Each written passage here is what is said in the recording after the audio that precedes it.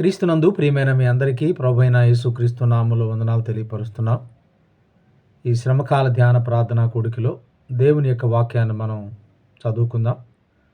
మత్తయి సువార్త 9వ అధ్యాయము 13వ వచనం. అయితే నేను పాపులను పిలవచ్చితిని గాని నీతిమంతులను పిలవరాలేదు గనుక కనికరమనే కోరుచున్నాను గాని బలిని కోరను అను వాక్య భావం ఏమిటో మీరు వెళ్ళి నేర్చుకునుడని చెప్పాను. ప్రార్థన చేసుకుందాం. పరిశుద్ధుడైన తండ్రి, వందనాలు. ఈ సమయంలో నాతో మా అందరితో మాట్లాడమని నీ కృప తోడుగా ఉండనిమ్మని యేసు నామములో అడిగి వేడుకొంచున్నాం మా తండ్రి, ఆమేన్. క్రీస్తునందు ప్రియమైనటువంటి వాళ్ళారా, ఈ చదవబడినటువంటి ఈ లేఖన భాగం మనం గమనించి చూసినప్పుడు యేసుక్రీస్తు ప్రభువారు ఈ భూమి మీదకి వచ్చినటువంటి ఉద్దేశాలు చాలా ఉన్నాయి. ధర్మశాస్త్రం నుండి విడిపించటానికి, పాపులను రక్షించటానికి, నశించిన దానిని వెదకి రక్షించటానికి, అపవాది యొక్క క్రియలను లయపరచటానికి అని పరిశుద్ధ గ్రంథంలో చాలా అంశాలు మనకు కనబడతాయి.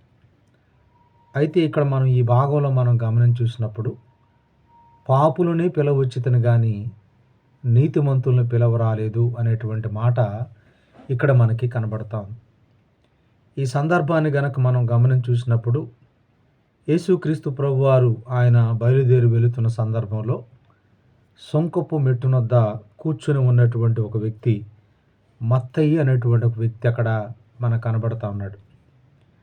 మనకి సువార్తల్లో, పరిశుద్ధ గ్రంథంలో, కొత్త నిబంధనలో ముందు పుస్తకం పరిశుద్ధాత్మ ద్వారాగా మత్తయి గారే రాశారు.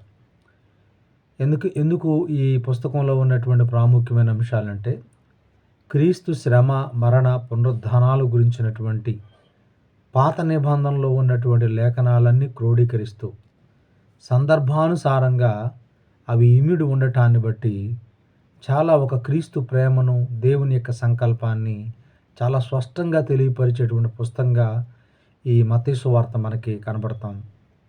మీరు ఇక్కడ చూసినప్పుడు మత్తయి సొంకపు మెట్టునద్ద కూర్చొని సొంకం వసూలు చేసేటువంటి వ్యక్తి. మీరు గమనించి చూసినప్పుడు రోమన్ల ప్రభుత్వం కింద వాళ్ళ యొక్క విధులను నిర్వహిస్తూ వారితో కలిసి యూదా ప్రజల దగ్గర, ఇశ్రాయేలు ప్రజల దగ్గర ధనాన్ని ఎక్కువగా ఆశించి వీళ్ళు తీసుకోవటాన్ని బట్టి ప్రజలందరూ కూడా వీళ్ళని ఆశయించుకోవటం, వీళ్ళని పాపులుగా చూడటం, వీళ్ళ పట్ల ఒక రకమైనటువంటి ద్వేషభావాన్ని కలిగినటువంటి పరిస్థితి మనకు కనబడతాం. మీరు చూసినప్పుడు మత్తయి సొంకపు మెట్టునొద్ద కూర్చున్నప్పుడు యేసు ప్రభు వచ్చి నీవు లేచి నన్ను వెంబడించు అనగానే అతడు లేచి యేసు ప్రభుని వెంబడించడం ప్రారంభించాడు. మీరు చూసినప్పుడు మత్తయి ఏమనుకుంటా అంటే గొప్ప ఉన్నతమైనటువంటి పిలుపు. ఈ పిలుపు దేవుని పిలుపు, పరిశుద్ధమైనటువంటి పిలుపు, చీకటిలో నుండి వెలుగులోనికి వచ్చేటువంటి పిలుపు, చాలా ఉన్నతమైన శ్రేష్టమైనటువంటి పిలుపు.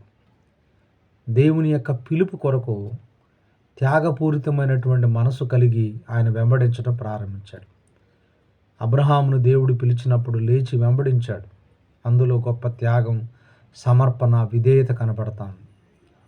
మోషేను దేవుడు పిలిచినప్పుడు ఐగుప్తు ధనము కంటే క్రీస్తు విషయమైన నింద గొప్ప భాగ్యమని ఎంచుకొని దేవుని కొరకు జీవించడానికి ఇష్టపడ్డాడు. పౌలు ఏవేవి లాభకరములు ఉన్నవో అవి క్రీస్తు నిమిత్తం నష్టంగా ఎంచుకుంటాడు. ధర్మశాస్త్ర సంబంధమైన నీతిని కాక క్రీస్తునందలి నీతిని సంపాదించుకోవటం కొరకు, ఇదిగో ఆ యొక్క పునరుద్ధానము కలుగు నిమిత్తం, పునరుద్ధాన బలము ఎరుగు నిమిత్తం, ఆ శ్రమానుభవం ఎరుగు నిమిత్తం త్యాగపూరితమైనటువంటి మనసుతో పౌలు గారు దేవుణ్ణి, ప్రభువుని వెంబడించడం జరుగుతుంది. కనుక ఇక్కడ మత్తయిని మనం గమనించి చూసినప్పుడు వెంటనే లేచి వెంబడించడం అనేటువంటిది చాలా కష్టమైనటువంటి పని. ఆ రోజు నుంచి తన వృత్తి, తన స్థితి, పరిస్థితి అంతా మారబోతూ ఉంది. భవిష్యత్తు ఎలా ఉంటుందో తెలియదు.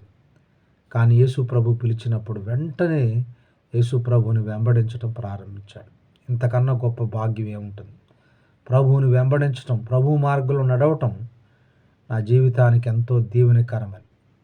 కాబట్టి ఇక్కడ దేవుడు అతన్ని ఆకర్షించాడు, ప్రభు అతన్ని పిలిచాడు. అయితే మత్తయ్య తన ఇంట్లో ఒక కూడికను ఏర్పాటు చేసుకున్నాడు, ఒక విందును ఏర్పాటు చేసుకున్నాడు.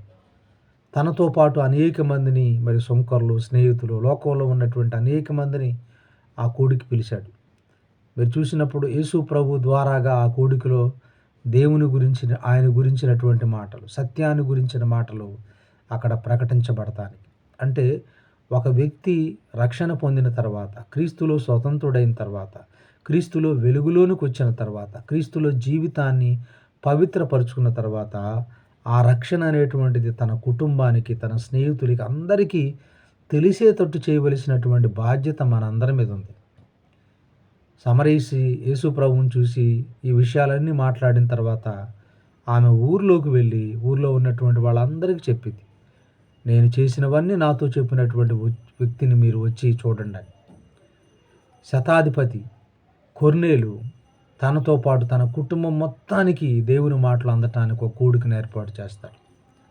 ఈరోజు క్రీస్తునందు ప్రియమైనటువంటి వాళ్ళారా, యేసు ప్రభు మత్త ఇంటికి వెళ్ళి ఆయన విందులో పాల్గొన్నప్పుడు అక్కడ ఉన్నటువంటి పరిసయ్యులు ఏమంటా ఉన్నారంటే, ఈయన పాపులకు స్నేహితుడు అనేటువంటి పేరు పెట్టి, ఎందుకు పాపులతో కలిసి భోజనం చేస్తూ ఉన్నాడని వాళ్ళు యేసు ప్రభు మీద నిందించడం ప్రారంభించారు. అప్పుడు చెబుతున్నటువంటి మాట ఇది, నేను పాపులను పిలవచ్చితిని కానీ నీతిమంతులు నేను పిలవరాలేదు. నీతిమంతులు నేను పిలవరాలేదు. పాపము అనేది మనిషిని దేవునికి దూరం చేస్తుంది. పాపము అనేటువంటిది మనిషికి దేవునికి ఏం చేస్తుందంటే అడ్డుగా ఉంటా ఉంది. పాపం వలన ఆశీర్వాదాలను కోల్పోతాం. పాపం వల్ల దేవుని యొక్క ఉగ్రత ఆ వ్యక్తి మీద నిలిచి ఉంటుంది. పాపం వలన నాశనానికి, మరణానికి వెళ్ళిపోతాం. ఏ భేదము లేదు, అందరూ పాపం చేసి దేవుడు అనుగ్రహించు మహిమను పొందలేకపోతున్నారు. కనుక ప్రేమ కలిగిన దేవుడు యేసు ప్రభువారు ప్రతి ఒక్కరిని తన యొద్దకు ఆయన చేర్చుకోవటానికి రావాలి అనేటువంటి ఉద్దేశంతో, నేను పాపులను పిలవచ్చితను కానీ నీతిమంతుల్ని పిలవరాలేదు. నేను కనికరమనే కోరుతున్నాను కానీ బలిని కోరట్లేదు అన్న వాక్యభావం ఏమిటో మీరు వెళ్ళి చూసుకోండి అంటాడు. హోషేయ గ్రంథం 6వ అధ్యాయం 6వ వచనంలో చెప్పబడినటువంటి ప్రవచనం. అంటే పాపులు రక్షించబడతాం, పాపులు ఒక మంచి జీవితం జీవించడం ఓర్వలేనటువంటి సమాజం పరిసయ్యులను చూపిస్తూ ఉంది. దేవాలయం దగ్గరికి ఇద్దరు వెళ్ళారు. ఒక వ్యక్తి సుంకరి, ఒక వ్యక్తి పరిసయ్యుడు. సుంకరేమో రొమ్ములు బాదుకుంటూ పశ్చాత్తాపడతా ఉంటే, పరిసయ్యుడు లోపలుండి, ప్రభువా నేను వారానికి 2 సార్లు ఉపవాసం ఉంటున్నాను, 10వ భాగం ఇస్తా ఉన్నాను, ఈ సుంకర వలె ఉండనందుకు నీకు వందనాలు అంటూ ఉంటాడు. అంటే ఇతరులను జడ్జి చేయటం, తీర్పు తెచ్చటం, ఇతరుల మేలు కోరుకున్నటువంటి మనస్తత్వం కలిగినటువంటి వ్యక్తులు. చిన్న కుమారుడు బుద్ధి తెచ్చుకొని తిరిగి వచ్చి వాడు తండ్రి దగ్గర పశ్చాత్తాపడి సమాధాన పడితే, తండ్రి తన సంతోషాన్ని గొప్పగా వ్యక్తపరుస్తూ ఉన్నప్పుడు పెద్ద కొడుకు ఓర్వలేకపోయాడు, తట్టుకోలేకపోయాడు. కాబట్టి ఈ పెద్ద కొడుకు ఎవరంటే ఈ పరిసయ్యులే. ఈ పెద్ద కొడుకు ఎవరంటే సద్దూకయ్యులే. ఈ పెద్ద కొడుకు ఎవరంటే ఎంతో కాలం మనం చర్చిలో ఉంటూ అనేక మంది దేవుని దగ్గరికి వస్తూ ఉన్నప్పుడు అభ్యంతరాలు కలుగు చేసేటువంటి వ్యక్తులందరూ ఈ పెద్ద కొడుకు లాంటి స్వభావం కలిగిన వాళ్ళే, ఈ పరిసయ్యులు లాంటి స్వభావం కలిగిన వ్యక్తులే. కనుక క్రీస్తునందు ప్రియమైనటువంటి వాళ్ళారా, యేసుక్రీస్తు ప్రభువారు నేను పాపులను పిలవచ్చితను కానీ నీతిమంతుల్ని పిలవరాలేదు. కాబట్టి ఎందుకంటే అందరం పాపం చేసి దేవుడు అనుగ్రహించిన మహిమను పొందలేకపోతున్నాం. నీతిమంతుడు ఒక్కడ కూడా లేడు. కనుక నీతిమంతుడైన యేసుక్రీస్తు ప్రభు, పరిశుద్ధుడైనటువంటి ప్రభు, ఆయనతో సహవాసం కలిగి జీవించడానికి, ఆయన ద్వారాగా, ఆయన రక్తము ద్వారాగా మనం పరిశుద్ధపరచబడి దేవుని పిల్లలుగా జీవిస్తూ దేవుని యొక్క రాజ్యమునకు హక్కుదారులుగా ఉండాలని దేవుడు ప్రేమతో మనల్ని పిలుస్తూ ఉన్నాడు. నిన్ను, నన్ను, మనందరినీ. క్రీస్తునందు ప్రియమైనటువంటి వాళ్ళారా, ప్రభువు నిన్ను పిలుస్తున్నాడు. ప్రభు మార్గంలో నడవటానికి మనం సిద్ధపడదాం, ఇష్టపడదాం. అది ఒక ఆశీర్వాదకరమైన మార్గం, మేలుకరమైన మార్గం, పరలోకానికి, నిత్యత్వానికి అది ఒక పరిశుద్ధమైనటువంటి పిలుపు. ఆ మార్గంలో నమ్మకంగా నడవటానికి ఇష్టపడదాం. అట్టి కృప దేవుడు మనందరికీ అనుగ్రహించును కాక. ఆమేన్. చిన్న ప్రార్థన చేసుకుందాం. పరిశుద్ధుడా, వందనాలు. ఈ మాటలు మనందరి హృదయములో ఫలింప చేయమని యేసు నామములో అడిగి వేడుకొనుచున్నాం మా తండ్రి. ఆమేన్. ప్రభువు మిమ్మల్ని దీవించును గాక. ఆమేన్. అందరికీ వందనాలు.